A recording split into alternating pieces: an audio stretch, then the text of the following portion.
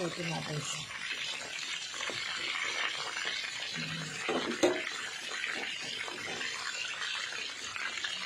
Nilagyan ko lang yung guys ng magic sarap at saka ng paminta. Kasi piprito natin siya.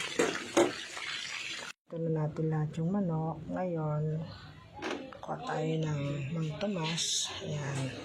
Doon sa pinagprituan natin, doon tayo magtitimpla ng sauce.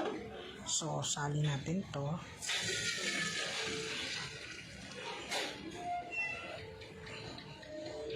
So, meron pa siya. Lagyan natin konti tubig. So, lagyan na natin. Babalik natin yung manok. Ayan. Kasi, sasarsahan natin yan. Ayan. Balik lang natin.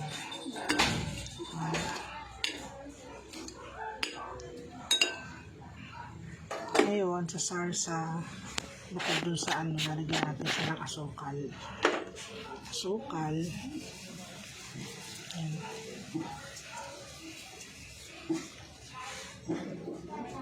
Paminta.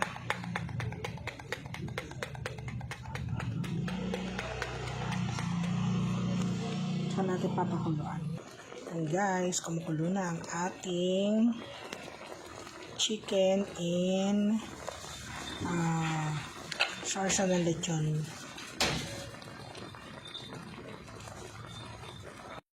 So, ito medyo ito na siya.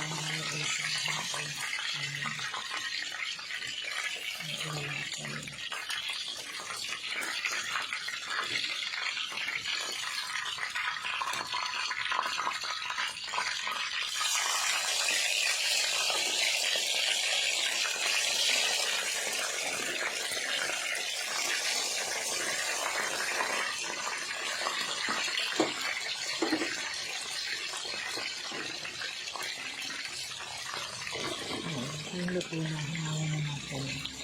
Hi guys, ang ating ulam ngayon ay paksiw na manok. Tama ba? Siguro, pinrito ko muna yung manok, tapos niluto ko sa salsa ng lechon ng Mang Tomas. Ayan guys, kain na tayo.